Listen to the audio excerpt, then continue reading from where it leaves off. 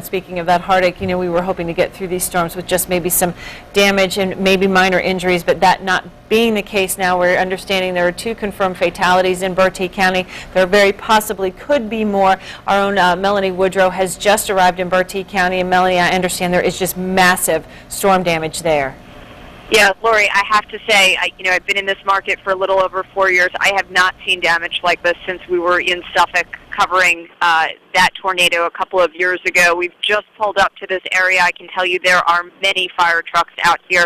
Things are relatively quiet right now. They're calm. It's no more rain, no more lightning, but I am looking at a series of really devastated homes here, cars that are mangled.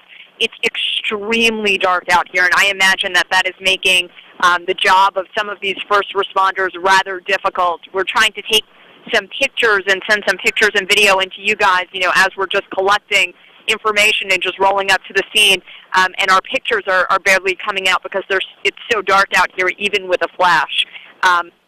So again, I did speak to the sheriff a few minutes ago, and he told me that details were very sketchy. He said that they may be looking at more than 2 fatalities.